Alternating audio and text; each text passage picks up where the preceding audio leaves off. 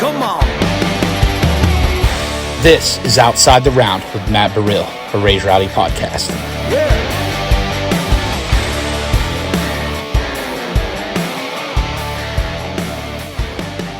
We're not sitting on the couch anymore. No, we're Miss not. Royale Lynn, thank you for coming and doing this. I am so excited to be here. It's been, I think, 5 years since our last episode together. Our first one. Our first one. Yeah, our one and only episode and that we've only. done together. And to see where life has taken both of us since then. We made it through the pandemic. We made it. We've found what we really want to do, like found ourselves, you know, and like the styles, like me doing the Raise Rowdy thing, you doing the rockin' thing, and it's fucking good. You're on the fucking radio, girl. Oh, it's so crazy. Like, what the fuck? We've come so far. Yeah. We've grown up. We really have. It's crazy because I remember the first round that I ever went to in town, I was visiting. It was like a month before I moved. It was September 2018. It was you, it was Dave Hangley, and it was Greg Pratt, and Rylan was on stage with you guys. Oh my God, the OG crew. At Frisky Frogs. Oh my goodness. Before Live Oak, when they had that little dingy couch in the front, and you could get in there with a Pokemon card style fake ID. Yeah. That's so funny. That was so long that was ago. my first taste of like a writer's round in Nashville. Then I moved here like a month later, and so to see your growth, the evolution of you as an artist, as a person, just crazy. it's so fucking cool. I know. I'm so glad that that was, I feel like the Nashville Writers Round thing is kind of what gets you started here in town, and like that's how you meet everyone, and I'm so glad that we got to meet there and then continue on, and we've done a couple podcasts and obviously just been around town and hung out, and I'm just so glad that we got to this point that we can be like, holy cow. Yeah. So how would you describe your life here lately? Because I feel like the last year, but even like the last couple months or even the last month, it's just been nuts. It's been crazy. I guess like in one word, it's just been a dream. Yeah. Like it's crazy. Like you work and you write and you do these things and you hope that it pays off, and to finally feel and see it pay off, and it's just been so crazy. Yeah. It's been awesome. Yeah, and it's like there's so many different like facets to you and your upbringing and where you come from with small town life, and that equates to the country world, but small town folks like to rock too. Oh my gosh, and people don't realize. No, they don't. It's just crazy. There's such a community of both genres, which is really cool. Yeah, and it's like you've gotten to showcase both of those, and now you're getting to showcase like you're still singing about small towns. You're still you're still telling stories and still doing your thing, but it's with an edge that I felt like you always had in you, but you were figuring out the right way to get it out. Right. And that's just writing and exploring and creating art and just creating without boundaries, I guess, is kind of a good way to put it. And I feel like until I stopped being like, oh, it has to sound like this, that's when I really found my sound and what I wanted to talk about and be able to talk about mental health in a country rock song and continue to just spread awareness of like other people's struggles and my own, and really hone in on who I wanted to be as an artist, I guess. Yeah, and I remember when you were first teasing 6 Feet Deep, and you were first teasing those songs, and you were like, they were like, who grew up liking Nickelback? Who grew up this, that, and like the way that you were getting out that content and then seeing that pivot, what kind of went into the pivot and really finding yourself as Royal, not just Royale Lynn, but Royal fucking Lynn. Like, seriously. Like, thank you.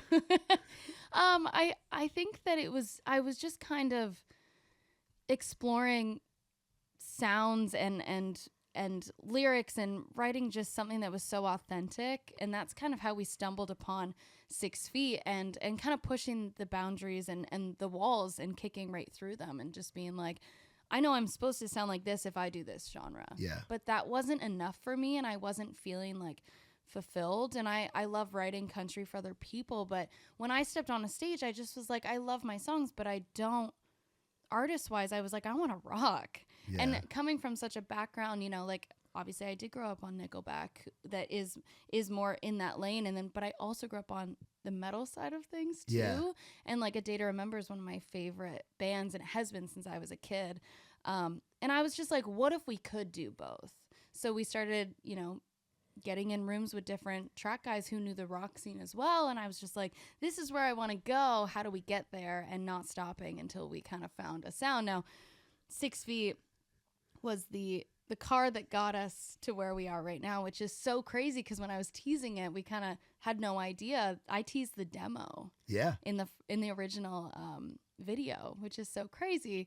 And it went viral overnight. And I was like, holy cow, we have something special. So we cut that in the studio in a week and put it out. And I was like, we need to get on this. Like, it's rolling. Just a rush. Yeah, I was like, it's rolling. We got to get on it. And from then it went viral again. And the second time it went viral, it went like mega viral, in my opinion. 20 million views or something crazy like that. And I was like, we have something so special here. And that's when I think other people started to realize that we had something special. So yeah, it's just been a crazy journey ever since then. And we had a #1 on the Billboard Hard Rock digital sales charts, which is all the fans. Yes. That's the fans buying the music because they love it. And that was such a special thing for me to just be like, we did this independently. And that's when everybody was like, how the fuck? Can I swear? I'm sorry. Yeah. Oh, you can say whatever. Okay. Yeah. Oh, yeah.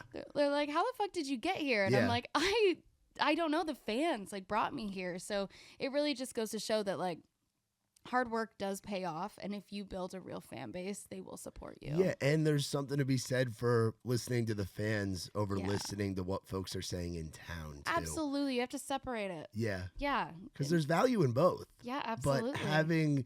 But the fans are the ones streaming your songs. They're the ones following you on the platforms. They're the ones buying tickets, buying your merchandise. Yes. Like, they're the machine that's going to take you from being something that's here in Nashville or regionally in Canada to the entire world, especially in the rock space. Because country's one thing, but the rock world, there's some similarities, but it's another beast. It's another beast. But you know what? I think that you kind of land where you're supposed to. Yeah. And like I said, I grew up in the country in the middle of nowhere. We had horses my entire life. Yeah, I remember. Yeah. Yeah, like my mom has had horses. I literally grew up in a barn in the best way possible. Yeah. And I would never trade it. But, you know, they used to go to the Radio Shack and order me CDs that I really wanted because our Radio Shack didn't really get a lot of CDs in. So you had to go and order them. And I would be like, hey, I really need, you know, Homesick by A Day to Remember. I need Bullet in a Bible by Green Day. Like all of these amazing, amazing bands. And like System of the Down. I remember when I got my first System of the Down CD. And that's a life-changing moment. Oh, I was like, holy cow, the beast has been awoken. Yeah. And that's kind of when I fell in love with it, was just like sitting alone in our farmhouse because my mom wasn't able to drive me everywhere. And when you live on a farm, you know, like you are kind of secluded out there. Yeah. Especially like, you know, as a kid. So I would have my karaoke machine and I'd be singing all of the songs and listening to my CD Walkman. And it's just been, you know, I wouldn't trade it. But my family, my mom and my dad, like allowed me to get into that music. Yeah. What'd they think of the pivot? So now, or like when I was 10 years old, being like, I love these bands. Well, when you're 10 years old loving those bands, I think that having that moment when you're younger and they're buying you the CDs, it makes more sense to see you on stage. Like we saw you last time I saw you full band was the Lakeview show. Oh yeah, at the end. Oh my gosh. And it was so fun. Yeah, and you guys fucking killed it. Thank you. And I remember looking up at your dad and him looking so fucking proud. But the change from singing like Wyoming wearing the cowboy hat. So like where I love my cowboy hat. I know you do. I'm sure you still wear it. Like it's always gonna be with you. It's always in you.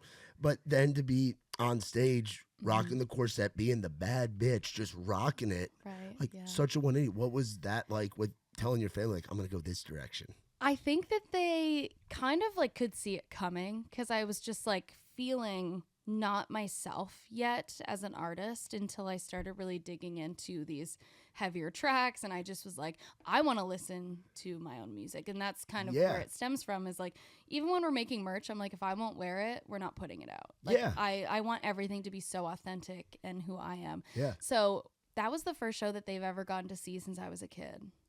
Wow. Yeah, so it was cool for them to come down, and I couldn't even see them because the lights. If you've ever been on stage, you know it's really hard to see. It's the end, you know. Yeah. It's that I love room, that venue. That room, it's something. It's the hardest room to get a beer in. Yes. You can't get a liquor drink, and Yep. you got to make sure you get your card back because they got your card with the receipt That and the is stack of true. receipts and cards. That's true. And for Lakeview to even ask me to be a part of that, I was just like truly honored. And those are my boys. And I was like, I felt like that show was just the start of what was to come. And that was before anything was going on. We just had 6 feet out into the world, and we hadn't even had, the Billboard #1 yet. So it was one of those moments where I was like, this is cool that my parents get to see this too. Because like I said, they haven't been to a show since like I was a kid. So for that to be their first one, I was like, hell yeah, let's go out and do this. Yeah, and I feel like Lakeview's in a similar position to you where they were kind of marketing more towards the country side of things, and then took a look in the mirror and saw the tattoos, saw their history of playing Fox's Pizza Den and what they were doing back home in Pittsburgh. Yeah. And we're like, let's just fucking do it our way. Let's put out shit that we want to listen to too. For sure. And it's cool that you guys are both doing that at the same kind of time, like having this big aha moment over the last year. I support them through and through. From the day that I met them, was just like, these guys are the coolest dudes I've ever met. And to be able to now hang and we write a lot of songs together, which is awesome. So it's just been like so great. And having Luke, half of Lakeview, also wrote 6 Feet Deep with me. Yeah. So Luke Haley, he wrote 6 Feet with me and Cody. And I'm just like, it's so cool that we get to kind of like take all of our minds and create such art that's so different than what you hear kind of on country radio. And it's out of Nashville, which is what people are a little like around the country and in the rock world. They're probably like, wait, what's going on in Nashville? There's rock music in Nashville. There's so many bands that have moved here that are based out of here. Yeah. There's bands that record in this building that we're in right now. Right. You know, like there's this.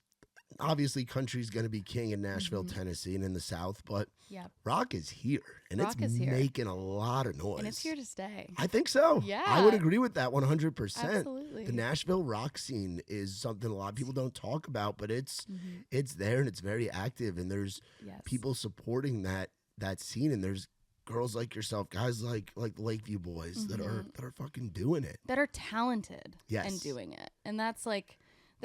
They just work so hard too, and they go on the road and they do the thing, and it's great to have a community that understands, like, hard work and paying your dues and just getting out there and meeting the fans, and like it's really cool to be able to be on this journey, especially with them. Yeah, and it's like you get to have a crew that's like your country crew, like we're gonna write a country song, and now you have like your rock crew, and you get to have them both in the same place. Yes.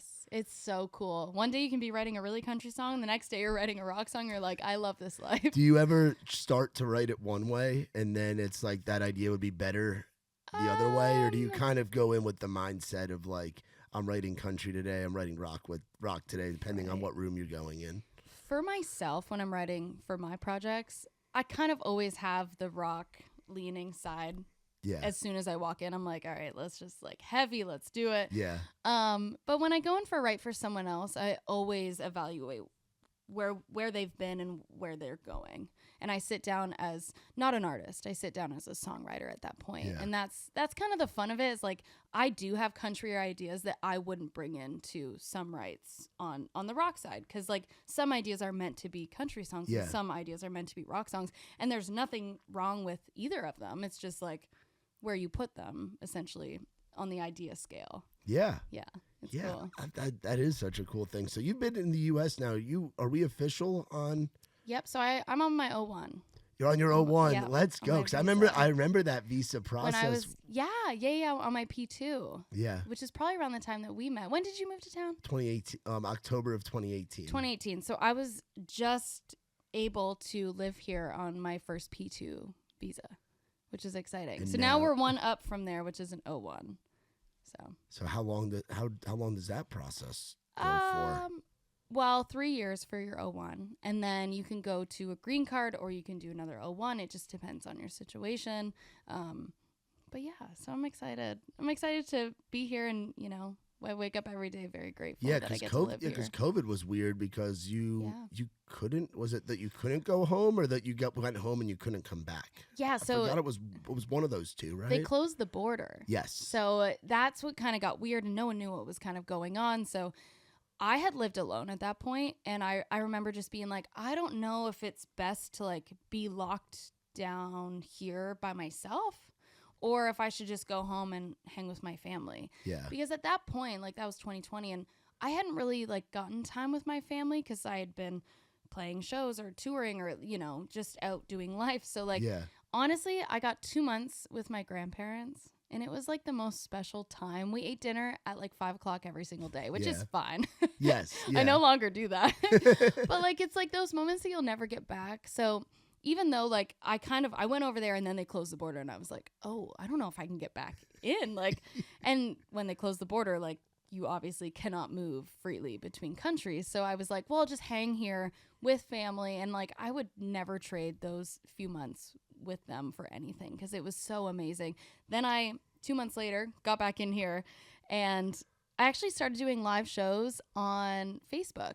I think I remember watching Yeah, these. to be able to pay my rent, because at that point, like I was just playing shows to be able to make a living. And you were playing a lot of shows downtown. Yeah, you are a downtown survivor. I am a survivor. You were. I made it. I made it out. You were hustling as much as anybody down there with your gigs, your weekly gigs that you had. But I kind of like in hindsight, like what an amazing tool to grow and to hone in your craft. And I tell everyone who's like freshly moved to town, I'm always like, go down and play on Broadway, because you will learn to play to no one. You'll learn to play to rooms full of people who want to hear certain songs. Like you get all kinds who have become fans like over the years of playing down there. Yeah. And I really think that playing down there is it's one of the things that you cannot do that anywhere else. No, there's no other place in the world where there's that many people and that much music going all the time. All the time. And being able to play. So I used to play 11 a.m. till 2 p.m. I remember that. Was that at Luke's? So I was at Luke's for a little while, and then I went over to Old Red. It was Old Red. That was the gig. Okay. So 2018 till 2020, I was playing acoustic with like Hunter Girl. Yep. And like all these amazing people who are like fantastic artists and like doing something now, and it's so amazing to watch like a family. You used to be able to get Hunter and I, and we'd play your wedding. Oh, wow. Which is so funny. Not a lot of people know that. And we did like a girl duo situation with harmonies, and it was so much fun. Yeah. So it was so fun to do that with her. And then 2020 hit, and I was like, you know what? Like I really want to get my band together, and I really want to just start getting in the groove of like full band, which like over my lifespan, like I've played a lot of full band gigs, but going from like acoustic downtown to full band, like I kind of had to relearn a few things, just because like acoustic, anything kind of slides, you can kind of make up as you go. It's a little more lenient than playing with a full band who knows exactly how the songs are from the record. And that's when I called up my bass player who's still with me, and I was like, hey, I'm trying to put this band together. I know it's 2020, but as soon as we're allowed to play shows again, like I want to be out of the gate playing shows at Old Red. And yeah, we had a residency once a month. We'd play 2 back-to-back shows, 11 a.m. to 2 p.m. And it was like so incredible. And I did that for probably till 2022. And I stopped doing acoustic, and I was only with the band. And then we started traveling. I think it was summer of 2022 is when we started hitting the road really hard. So last year. And that's when I was like, I'm really sorry. And I love Old Red. I loved, you know, how they support their artists, and they treat everyone so well there. And it's just such a great place to play. So if here for anyone listening out there, like that is the place that you want to go and play. Yeah. And they're incredible, and they're, you know, owned by the Opry, and like Blake Shelton's involved, and it's just an amazing company. That's one of the few bars down there that if I have like my family that's like on the older side visiting, I'll take them to that bar, because it's a respectable spot where you can get a little bit of everything, and there's still the craziness, and you're still gonna have your Broadway issues pop up. But it's not like some of the other bars. Yeah. late night, I think it does kind of, Yeah. they take away the tables, but during the day you can go and sit, and it's honestly a great place.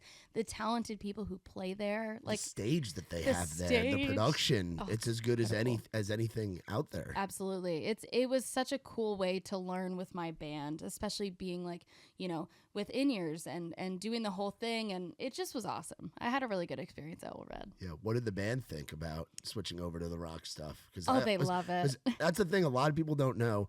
Nashville band guys historically Yeah. come from the rock world. They do. So any opportunity that they have to rock out and Yes. really start ripping, Yeah. they usually 9 times out of 10 grin ear to ear. They So I'm sure love it. they loved the pivot. It's been really fun, and figuring out who wants to go that direction too. Like some people are like, hey, I really like what you're doing. So like I'm always kind of open to the idea. I've got like my guys pretty set now. That's good, yeah. But like even downtown, like we play a lot of rock songs that were requested. Yeah. So I like knew that it was kind of in the air down there.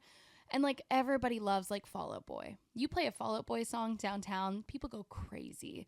Like the elder emos. Yeah. And that's kind of why I have figured out that if I make a sound that's authentic to me and talk about things that are authentic to me, people will relate. Yeah. And knowing that people can be metalheads that are from the country and vice versa, and like there's no, I don't know, there's no competition. It just is what it is. So like I invite all kinds to come to our shows, because you can be from the country, and if you like a little bit of metal but like maybe not a lot, but you like to dabble, come to the show. You might surprise yourself. Yeah, absolutely. And this year is about to be your biggest touring year, right? It's crazy. I'm so excited. Like We've been off the road for like 3 months, and I'm like, let's go. I'm ready. yeah, and it's about to be just Crazy. fucking nuts with festivals, right? Mhm, And then I'm gonna have to pull it up to see all that you're fucking doing, because it's like every day there's like a new thing that you're posting that's like, oh shit, look at what Royals got coming up. Like this year, you're over 200,000 followers now, girl. Yeah, it's crazy. Fucking wild. On Instagram. I remember when you were just building that thing. I know, when I had no following.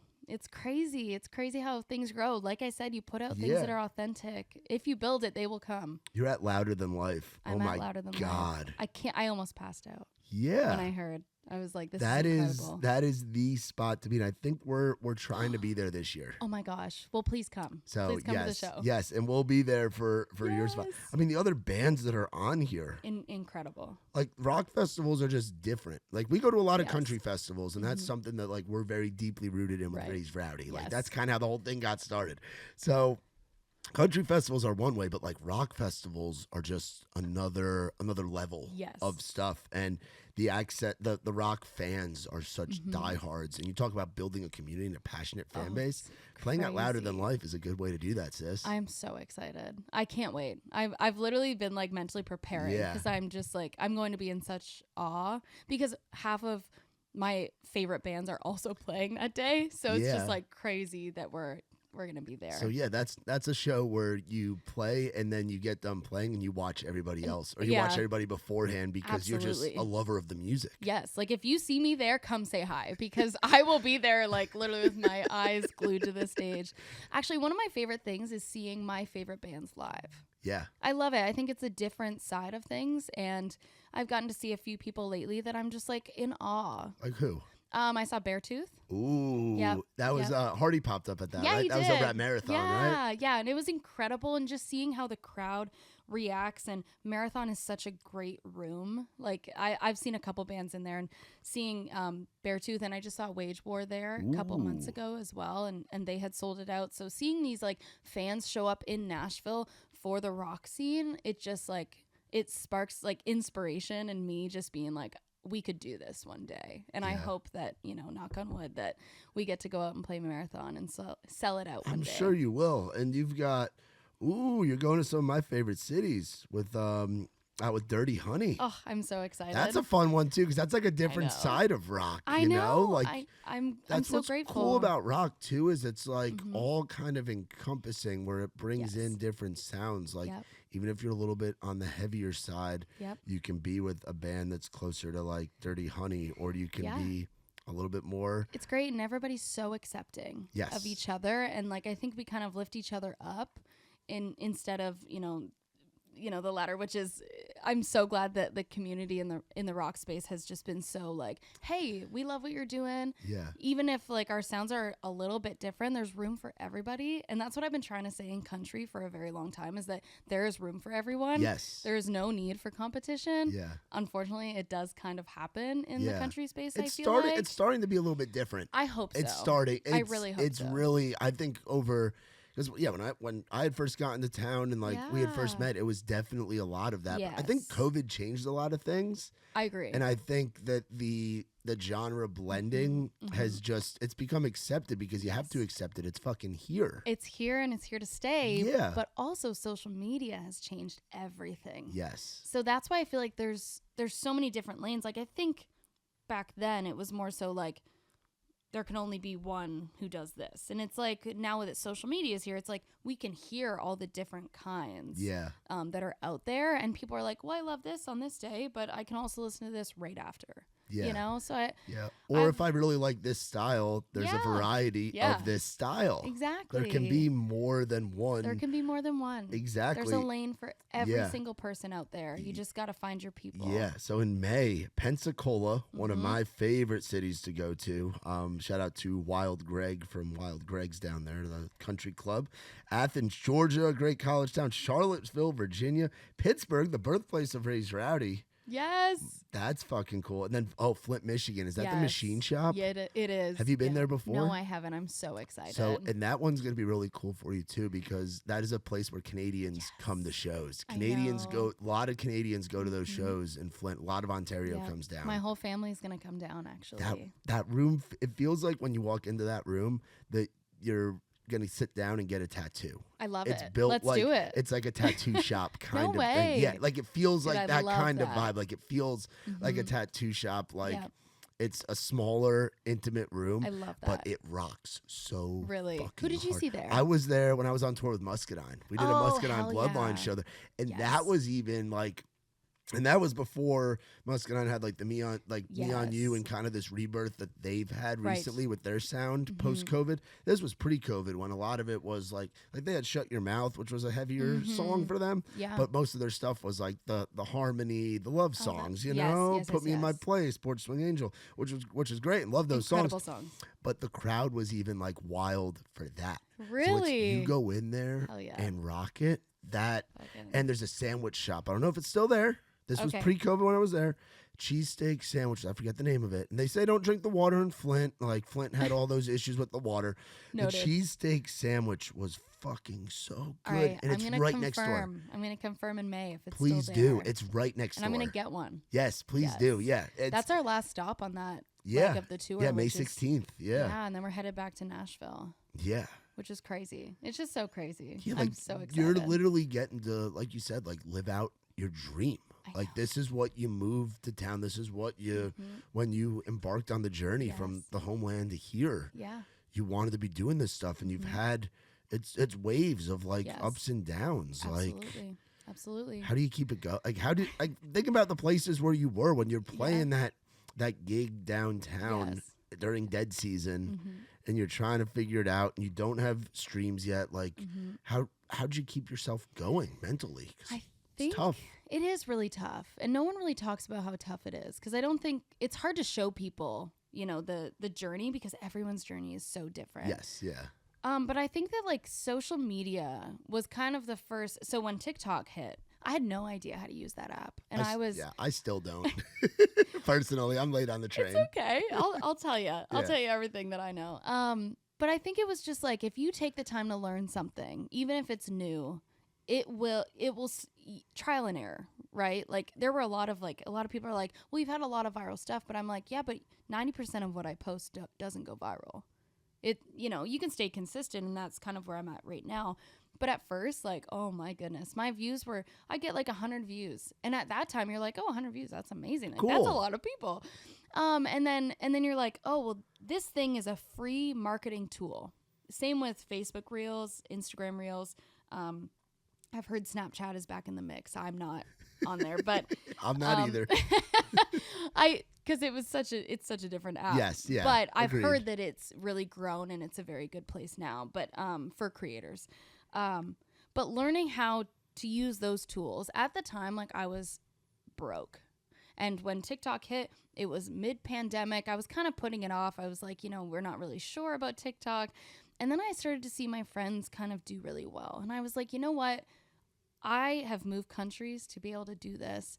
I am not going to let an app dictate if I get my music in front of people or if I don't. Yeah. So I started giving it my all, and I would make so many videos, and some would go and some wouldn't. 90% wouldn't, just so everybody knows out there. Like, if you post consistently, it will happen. If your content, like, quality over quantity is always kind of my thing. Go in, make 10 videos, choose the best 3 and post them. I tell everyone, I'm just like, don't quit doing it. Just continue on and keep on doing it. Because at the end of the day, like, what are you going to lose? Yeah. Nothing. You're just going to lose, trying to go viral, I guess. But, like, even viral isn't viral anymore, which is crazy. Yeah, right? Viral used to be 1 million. You'd be like, oh, I went viral. And now it's like, oh, if you don't have 20 million on one video, it's not viral. So I don't really know. But all I say is, like, 1 million people is a lot of people. Yeah. You could fill stadiums with that many people, more than one stadium. Yeah. So I'm like, if you can go out there and make the videos, just do it and post them, because there are people out there looking for your kind of music or whatever you create. If you write books or, do podcasts. Yeah. Like, somebody out there is looking for what you're kind of doing. Absolutely. It's a great way to consumer. It's a great way to look at it. Yeah, it's fun. It should be fun. And once it becomes not fun, I think, is when people get exhausted and are like, why am I not going viral on every video? And it's just like, that's not realistic. Yeah. So I'm always like, give it grace. Give yourself time. Like, it took me a long time to build my following. And I don't take it for granted. I think that the hard work put into building it is a huge, it's rewarding at the end of the day. Yeah, absolutely. And I think you're building your empire. Yeah, building and your every empire. fan matters. Even though we're talking about, like, oh, 1 million people saw this video, it's like 1 million individual people in their homes, on their phone, like behind their screen, saw your video and either love it or hate it. And if they hate it, then let them. And if they love it, bring them in and be like, hey, we play shows as well. I'd love to have you out to a show. So every single fan is so important to me. And I do a free meet and greet at every show. Yes. So I sit there, and after the show, you can always find me at the merch booth. It's one of my favorite times because I get to chat with the people out there that the music impacts. Yeah. Yeah, who's is there one like meet and greet experience that stands out? Because I used to have to be around those because I was a merch guy, and then I was a tour manager with Trey, and those meet and greets after the Dick Down Dallas tour was a little bit of a different kind of meet. It was a little wild. I bet it was wild. It was wild, and I was the one with with people's phones taking the photos and all of that. But like, is there one that stands out for you, like that you've done? Like a meet and greet experience? Every single show, we have a lot of people come up and chat about how much the music has helped them and saved them in different ways. And the fact that they come up and are so vulnerable with me with their stories, like, I can't even name just one, because the amount of times that I leave, like, speechless is more times than not, because these people are sharing their stories, being like, you know what, I struggle too with my mental health. And I don't tell a lot of people that, but, like, thank you for making music. And it's just like, that's the most special. That's why I do it. I do it to also heal myself. But what they don't know is their stories and how vulnerable they're being also, like, saves me in a way. Yeah. So Makes you feel not alone. Yeah, and the community, and I'm just like, it's okay to talk about mental health. It's okay to go out there and be like, you know what, I'm having a bad day. And I always tell people, like, if you have a friend, like, who's struggling, like, go and spend the afternoon with them and just have coffee and chat. Because, like, that could save a life. Yeah, that can mean the world. And I think it goes back again to social media, where people are getting to, they feel as close to you as your closest friends in Nashville. Absolutely. Because they're following along with what you're doing, and so amazing. You're bringing so much joy and realness into their life. Like, it's important. It's been really special. The meet and greets, like I said, are my favorite part of all of this, because I just finally get to see the faces and, give the hugs, shake the hands, like, of the people who are out there just loving the music and relating. Yeah. It's cool. It's really pretty cool. It's really cool. So as far as this year, in terms of, like, new music and all of that, because you now have got yourself a fucking record deal. Yes. And not even in Nashville, in Los Angeles. I know. Like, in LA. a big fucking record deal. It's crazy. From, like we said, a lot's changed over the past few years. What was that process like, and what's it like having a team, not just like a group of guys that you're playing down on Broadway with, and you're saying, hey, we got this gig, or hey, Hunter, let's go do this wedding. Like having a team that is helping with the booking, helping with the management, helping with getting the music out, collaborating with you on ideas. It's been awesome. Like, honestly, nuts. The first time that I met with Brett and Sue at Epitaph, I was like, this is my family. These are people who understand what I'm trying to do and where I want to go. And we're like, what are your wildest dreams? And I was like, X, Y, and Z.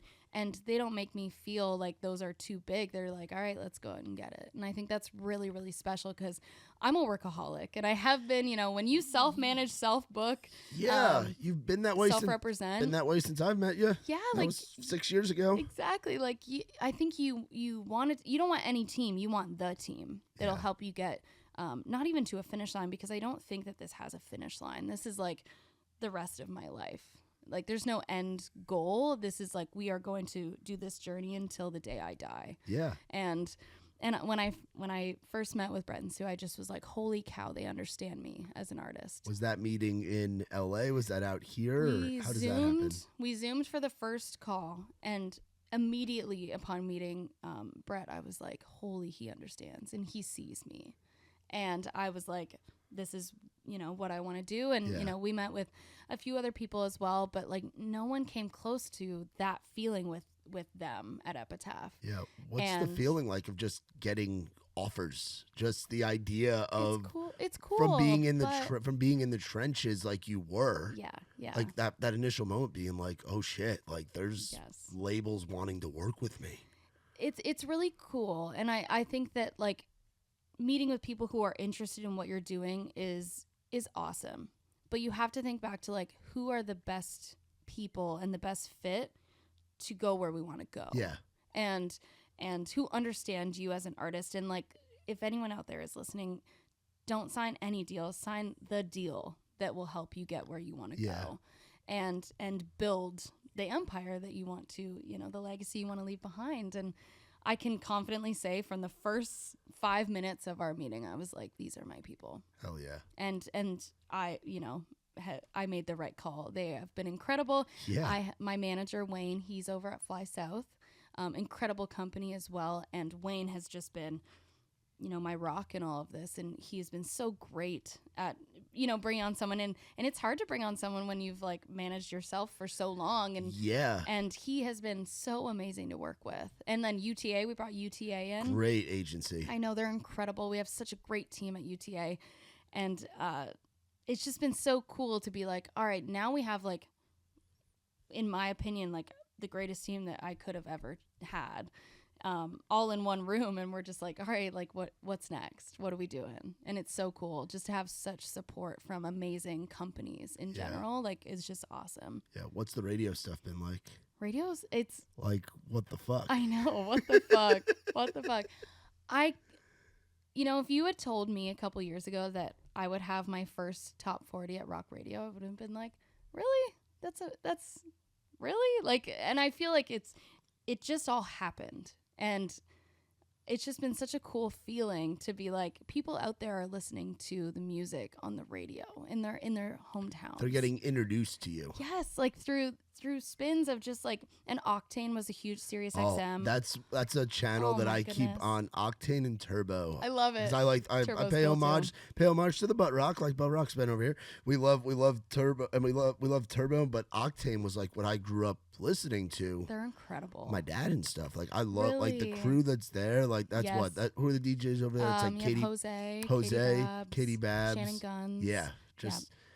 They've been incredible. Yeah, just badass people that know what they're doing with rock. So if they're talking about you and if they're playing your music, crazy. That's a big approval from the rock When world. I found out that 6 Feet was going to be on Test Drive, I was like, oh my goodness, this is like the real deal. This is what, many bands who I look up to like have gotten their start on Test Drive. Yeah. So it's really cool to be like, Thanksgiving Day, we had the whole house listening to Octane because Jose was doing Test Drive and it was on there. And I was like, holy cow, this is like what I've dreamed of. This is on my bucket list, you know, to be played on Octane. And then we got added to rotation, which is amazing. Thank you, Vinny, at, at Octane for adding me. I appreciate it so much. But yeah, it's been a wild journey. And to see this song go up the charts has been just so surreal. This is my dream. And I feel like I'm dreaming. Yeah, where's it sitting at now? I think it's at 37 right now. Wow. Yeah. So it's moving. Yeah. Moving upward, and now the hope is you get out there and you play all these shows, and more people just fall in love with you and what you're doing. And I think you're going back to like the Broadway stuff, like being in the trenches. There's folks that have that viral moment. Yes. But haven't played a show yet, and they've figured it out. And there's guys and girls, a lot of it in country music and in pop that have done it. And they've since figured it out, and they're doing arenas now and doing what they're doing. But it took them that growing pain of being like, oh shit, I'm not just singing to my phone, I'm singing to people. Yeah. You went from singing to people to singing to people, every day, singing to people, singing every day, like. Putting your vocal cords through as big of a workout, marathons, every doubles, triples. For people who don't know, you play 4-hour gigs. No breaks. No breaks. Literally 4 hours. You sit there with your guitar or full band, whatever you're doing down there, and you literally do not get a break. And sometimes I play doubles, so 8 hours of singing. Yeah. It's wild. For those, sorry to cut you off. No, you're good. No, it's a fucking grind. There's a lot of stuff with Broadway people don't know about and how hard it really is. It's crazy. Yeah, and you were doing that on the regular, like you were heavy on that circuit. So now going out and opening for some of your favorite bands, playing a 30 to 45, sometimes doing your own headlining stuff, 60-minute. 75-minute, whatever you're doing, that's easy. It is that easy. It's a different beast. It's a different thing. Yes. But it's playing your own songs. It's crazy. Throwing covers in there where you want to, but not having somebody come up to you and be with like $20 being like, play Freebird right now. Play Freebird and be like, nope, that's gonna be 100. But or like saying or like telling you to play like. And it's not even that they're asking you; they're telling you down there with the money. So now to be able to do your own thing, it's crazy. Make money doing it. Be able to take care of your guys for sure, and it be your own shit. And you get to open for your favorite bands. I know. I almost like still get like a little like I get nervous in a different way than downtown, right? It's a different thing. I always love to see like New Hampshire. We played up there last. I love New Hampshire. What room were you in up there? Wally's. Oh fuck yeah. Holy I like Wally's. Shit. My dad actually lives up there. Really? He lives in Hampton Beach, well, right there. When we're back. When you guys are back, because he's into the rock stuff too, so he would love that. It was so surreal to hear people be like, bring her out. My guitarist Brian was like, they're like chanting that they want you to come out and sing. And I was like, really? I'm like sitting down by the van, just like getting ready for the show. You know, I always like to have a few minutes of downtime before I hit the stage, because I feel like that's when my like alter ego, you know, comes out. Like your stage performance has to be like so. And they were packed, like guardrail to guardrail. I couldn't even believe it. I was like, I stopped the show and I was like, hold on. I was like, can we take a photo? Because this is like a moment I never want to forget. I want to remember this. I know. It was so crazy. And like seeing all the people. And I was like, we had the longest meet and greet line that Wally's has ever had. Wow. After the show. And everybody waited. And I'll sit there till the last person has gone through and we've signed and they've gotten their merch and all of that. But it's been so crazy. Yeah. So it's a little bit of a different beast playing these shows that are completely my own versus singing other people's songs. Yeah. Just a little bit different. You know, I'm playing at 9 p.m. now, whereas like I was playing at 11 a.m. Yeah. You know, on Broadway, which is so funny. Everybody doesn't realize that I played the morning shift because it's so much fun and you get to meet people and sing songs and still do a little bit of the heavier stuff, but like, you know, not nighttime on Broadway, because that's like an insane. That's a whole different thing. It's a whole other thing. So when you're not doing music stuff, what are you doing with your life? Well, like, what do you enjoy doing? I golf a lot. Oh yeah, that's right. I Yeah, forgot for a second you were a golf golfer. lot. I really enjoy movies. So if there's a new movie, like I like to go to the theater and like actually like take it in. I'm a big scary movie fan. You would be. I know. You fucking would be. I can't do the scary movie shit. You can't? I can't. Luckily, my girlfriend can't either, so it's like I'm safe with that. Her little girl though loves the scary shit. Really? See, I love it. I think it's like I don't know.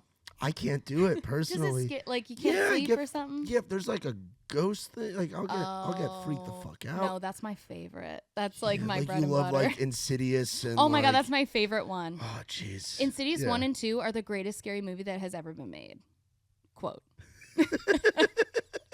See, I don't know.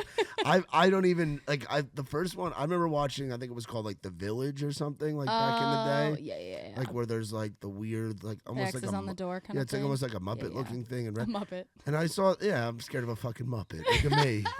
See if you think about it like that though, like maybe it won't scare you. I know, though, but I get that. I'm not like true crime, I guess. I'm more of like paranormal. That's kind of where my love lies. And like Ed and Lorraine Warren were like the biggest ghost hunters of our, Yeah. So do you watch like Ghost Adventures and all that stuff? No, I don't have TV. Do you have TV? You don't have. Is that where like you watch? I mean, I've like streaming and stuff. Oh, is it on there? See, like I watch on a TV. I don't have cable. Nobody has cable. We don't have cable anymore. Who the fuck's got cable? I kind of wish that I did though, because I kind of miss like being able to like, oh, there's a commercial. All right, I'm gonna like go up and do something and then come back. Yeah, now you have to wait for the episode, or you have to physically pause it. No, seriously, it's so annoying to have to physically pause something, isn't it? No, but like I don't know. I just kind of miss the nostalgia of like getting home after school and something was just on, so you watched it. What was on Canadian TV right after school? Oh gosh, what did I used to watch? Because I know Trailer Park Boys was in the late night. I was not allowed to watch Trailer Park Boys until like I was old, like probably 18. Yeah, like I know that's like a later. My parents were like, no. Yeah, I don't know. I was watching like One Tree Hill and like the OC and Gene Simmons' Family Jewels. Ooh, I remember when that one was on. All right. A&E. I think that was on A&E. Yeah. Or like TBS. We had TBS. We had a lot of the same channels then. Yes. And then obviously like the Hannah Montana shows and, all of those I kind of watched Disney for a while. I loved High School Musical. I was a huge High School Musical fan. But I loved musical theater growing up. So like I didn't know that you could like go and be a songwriter. I feel like no one knows that until they like are older and are like, you could actually like write songs for a living. But I really wanted to be in musical theater in some capacity. Yeah. So, like, I went to college for a year, maybe a year. I dropped out. But at what school? Ottawa U. Ottawa U. Yep. I went for a very, very brief time in my life. Did you give it hell, though? Did you get your money's worth? Did you have some fun? Hell no. I feel like I went and was like, school's not for me. Yeah. And that's okay. If school's not for you, like, that's totally okay. Did you, like, give it hell? Like, did you get, like, the college experience of, like, the parties and stuff? I don't know what Canadian colleges are like. No. I went to school for musical theater. And then I was just, like, I didn't like my program. It just wasn't the same as, like, high school theater, I guess, that I had been doing. And I just was like, I really want to sing, but I don't know.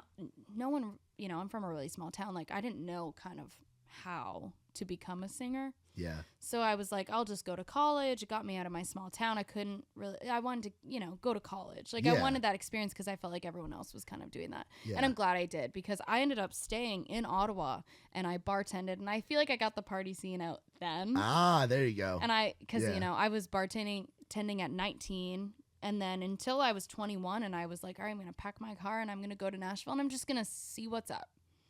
How to do this. And that's when I figured out how to get my visa and started just, that was the journey. The process. Yeah. And the process is long. If you come from another country, it's not easy. So you got to figure out how to do it. That's something that we've gotten to know a lot with Raised Rowdy because we have tapped very much into like Canadians. Yeah. The Canadian, I said, I know you're more geared toward the rock side now, but you get the Canadian country thing because you're still in that world. You're writing. Yeah. Like, I feel like once you're in it, you're always in it. Yeah.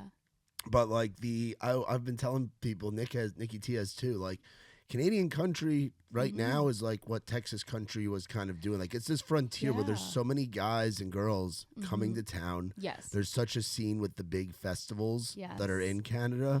Like it just seems and like Nickelback is like back. Nickelback, and I love it. Butt they rock. never went anywhere. Butt rock. I need to say this: they never went anywhere, and those of us who loved Nickelback always have loved Nickelback. Yes, but like seeing like Bridgestone sold out. Oh, that was that was one of my favorite. I got to see Nickelback. I've seen them 3 times in the past year. Did you just see them for the? I just saw. Are them we for allowed that. to talk about that, or is that still under yeah, wraps? they've teased it. They've teased it. They've teased okay, it. I didn't get to go to that, but I was like, oh, I wish I could. It was cool. It was cool. It was fun. Yeah, it was cool. They nailed everything in like one take hell each, which was really cool.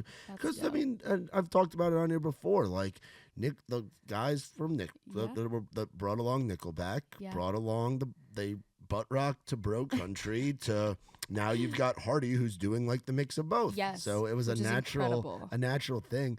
But there's so much talent like in Canada, and it's such a scene that gets like slept on for all music. And there's so many rock bands. Except pop.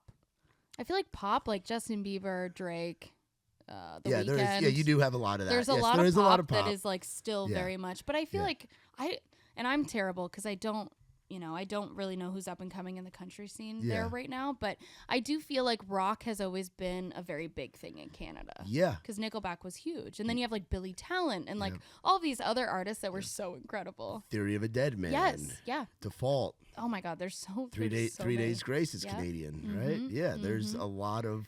There's always been like this Avril rock Lavigne. kind of thing. Yep, Avril's another big one. Yep, it's crazy. Sum 41, I'm pretty sure is from there too. If that might be wrong, someone fact check me on that. I think they are because my first concert was Sum 41 and Simple Plan. Oh no shit! How old were you at that? 10 years old. I was gonna say you had to be like a baby. Yeah, and I literally would wear my hat sideways. I remember I got all their merch, and I wore it to school the next day because I was like, I went and saw Simple Plan last night, and it was dope. Yeah. Yeah, in Stratford, which is the hometown of Justin Bieber. Oh, wow. I know. It's very weird. Very small. Very small town. That's awesome, though. But it was incredible. And then I got to see Billy Talent. And I was like, that was the moment that I was like, I want to go out on that stage and sing. Like, and they did so well. I think they were at like Budweiser Gardens in London. Ooh. That time. But I was young when I got to go see them. But I'm so glad I did. Yeah, the first and then growing up, I'm guessing you went to a lot of shows just as a music fan, or were you so busy doing the theater stuff and doing what you were doing at that time? Yeah, I kind of like if I really wanted to go, like my parents would take me, but Toronto's a 2-hour drive, and like I said, like my parents worked during the day, like when they could, they absolutely took me, but it wasn't like we were in a place where we could go to every single concert, and I feel like at that time I was more like, I was singing a lot. I was in a Kings of Leon band, and we just sang covers of Kings of Leon. It was an all-girl band. And then I was, I did the Hannah Montana stuff, which kind of took up a lot of my time as well. So I would tour, doing that stuff. So I kind of felt like I got to go see a lot of concerts, but I was definitely on the road and doing my own thing then as well. So, but I love seeing people live. I think it's the best part of it. Yeah, the festival circuit's going to treat you very well. Oh my God. I'm so excited. I can't wait. It's going to be so dope. Yeah, I'm going to have to make it to Louder Than Life now. Because I didn't go last year. Nicky T went last year. Did he love it? He said it was awesome. It's just such a different vibe from like the country festivals. Because we do a lot of those. Right. And it's like, no, this rock festival. There was a guy that looked at Nicky T and was like, "Your ink's too fresh. You're a poser." Like his tattoos. My gosh. Yeah, like it's like there's some hardcore shit. Like there it's like he saw Limp Bizkit there, and like he was like the pit for Limp Bizkit was just stupid. Like the mosh pit stuff was just fucking crazy. Oh my gosh! But like, what an experience to go and do that. That's what I'm saying. Like I haven't really done a ton of that, so that's why. Have you moshed yet? I have, I got brought to it was Issues. Is that considered moshing? The band Issues and like All Time Low and like that era and stuff. Oh, absolutely. So I got brought to one of those, and then I went to a Godsmack show once. Oh my gosh. Godsmack was cool. Oh, I bet you. That was cool. I bet you. That's great. So one of my goals this year is to crowd surf at one of my own shows. Ooh. So we're gonna keep that on the radar. I'd like to crowd surf at least once this year. I think it can happen. I think it can definitely happen. Is there a fear that you're going to jump off the crowd surf and they're not going to catch you? And you're just going to go boom? I hope not. I don't I'm think knocking that'll on happen. wood again. I think the fans are Hopefully into it they enough. raise me up. I think that culture will raise you up. I hope so. I don't think they drop people. I saw so many people at the Beartooth concert, like coming from the back, and they go all the way to the front, and then they get and off then they have to to go all the way Yeah. back. Yeah. But I'm like, It's a commitment. to do it once, like I think it would be so much fun. I didn't see anyone drop that night. Yeah, like they seem to know that what I they're saw. doing. Yeah. And like Marathon is so cool because they have like a Daddy's Dogs right in there. I'm like, this Yeah. is genius. Yes. So cool. Yeah. Really cool. I actually had Big Daddy You did? on the pod. That episode's Oh gonna my be coming God, soon. really? Okay, I I'll had check Big it out. Daddy because he used to tour in the rock I world. didn't know that. He was a tour manager Oh in my Seattle. gosh. Oh my God. He well, used to be out with like El King, like a bunch of Oh my different people, like goodness. over the years. That's He was like a road crazy. manager, and then Daddy's Dogs. Daddy's Dogs. Well, I salute him because they're so good. Yeah. What are some of your favorite spots to go and eat at? Yeah. Like Here in Nashville. yeah. What kind of There's food so do you even like? many. Like what does a Royal Lynn eat? I love Italian food. Italian I have to food. say. Okay. Amerigo is one of my favorites. Little Yep. hidden gem. Yeah.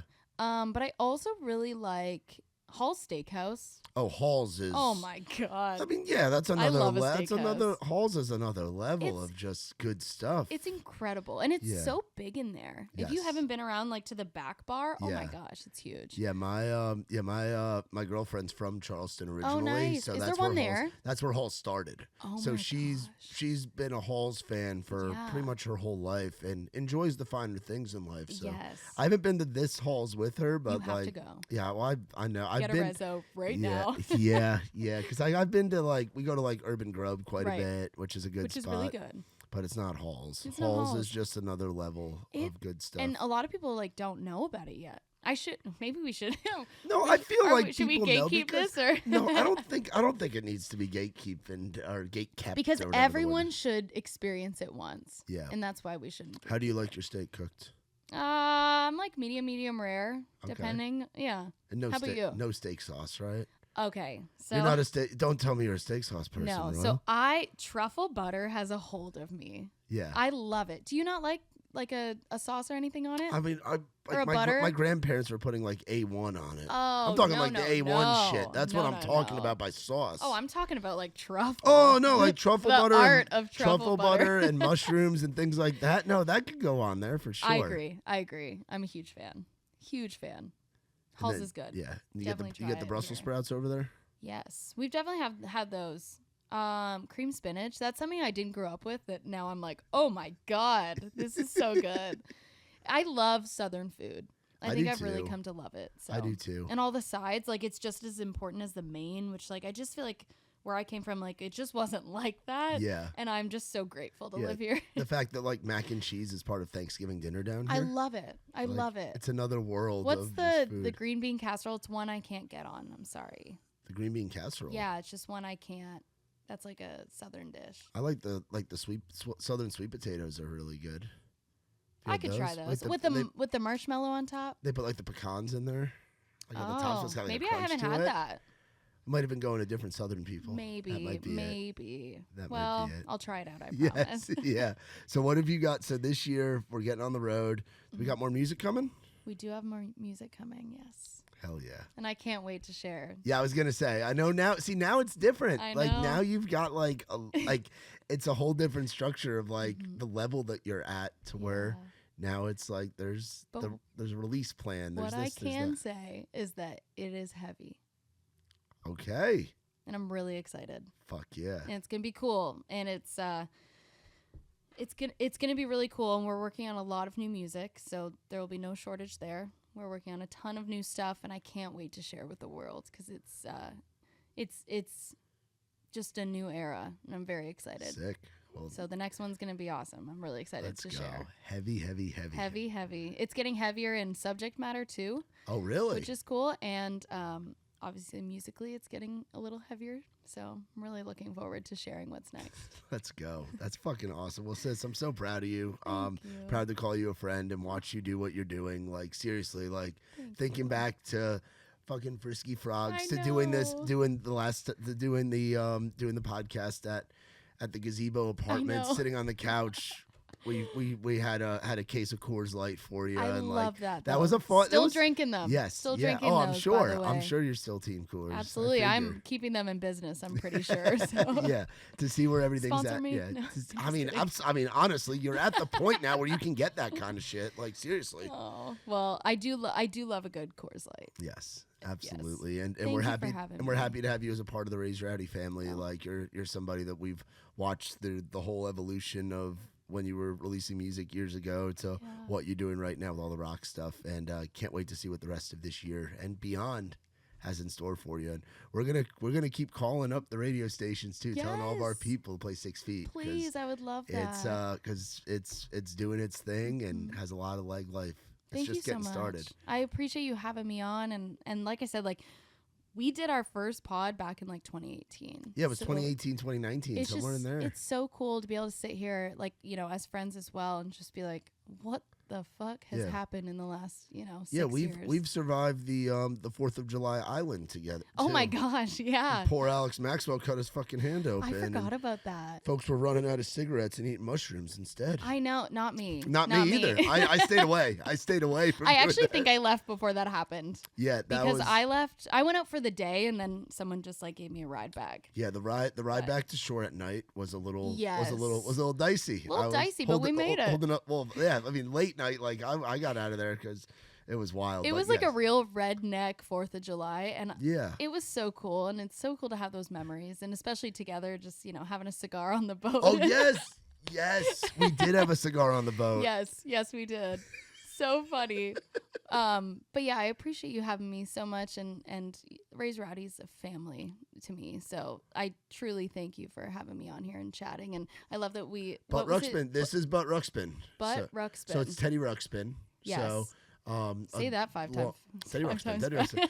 And you know what's really funny too? So on his back, he's got like a little tape thing. So these were toys wow. where you would put a tape in it and it would play the music. Oh, that's It doesn't sick. work anymore. What's but- in there? What's in there? Oh, did I just break it? Oh no, did I just break Butt Ruxpin? Oh, Nikki no. T's gonna kill me. I don't think No this one tell works. Nikki I don't T think this just works. happened. Yeah, as he watches it happen. We gotta like figure out the tape thing. Oh my but- God, this is so nostalgic. Yeah, though. it's Creed, Human Clay. I love this, Creed. and he's repping it. Oh as yeah, well. he's repping the beanie. So Yeah. yeah, this is it's got the so yeah, it plays a tape. I It love wasn't this. Nikki found it at a Goodwill Hey, for like this used to $5. happen in VHS players like all the time. Yeah, I know. We'll figure out a way to fix it. I'm sure Brian Fraser has another Creed tape. We can definitely find one. Yes, absolutely. Brian He's runs got no shortage. Brian runs our Butt Rock Night account. So yeah, shout out to Butt Ruxpin. We had to break him in. and I on got the to play table. Butt Rock Night. You did? Yeah, and that was so much fun. We played Flyleaf. Yes. Yes. Was it? It was fully. Yeah, we did Fully Alive. Yes. Yes, I had to learn. I love that song, but I had to really, really learn it for that. Yeah, Butt Rock Night's no joke. I We loved We it. fucking get after it. I Yeah. loved it. We're gonna do another one, and I'm gonna come back and sing a different Flyleaf. All song right, for the next perfect. one, All right, we okay? have it on video. We have it on video. Royal is coming and singing at Butt Rock Night. We'll get you. Absolutely. Maybe by having you play, we'll get the Lakeview guys. to get Oh, up there. please. Maybe we'll get them to do. Bring the whole fam. Maybe we'll get them to do Breaking Benjamin in honor of that tour. We should. We'll talk. We'll talk. Yes, we will for All sure. right. But where can people go to find you on everything if they're not following you? So already? Royale Lynn Music, across the board, or Royale Lynn if you want to go to Spotify, Apple Music, wherever you stream your music, and please come to a show. I would love to have y'all out. So if you're listening to this podcast, this is your invitation from me directly to come to a show this year because I'm really excited. Awesome. Y'all be sure to check out our girl, Miss Royale Lynn. A lot of cool things. Been an amazing journey for her, and she's just freaking getting started. Lots of cool things coming for the rest of this year. New music on the horizon. 6 Feet Deep at Rock Radio right now. If you're a Rock Radio listener like myself, get on your station and tell them to play the hell out of it, and be on the lookout. She's going to be out on tour with Dirty Honey, and going to be playing a number of festivals, including Louder Than Life. So for my girl Royale Lynn, I'm Matt Burrill. This has been Outside the Round.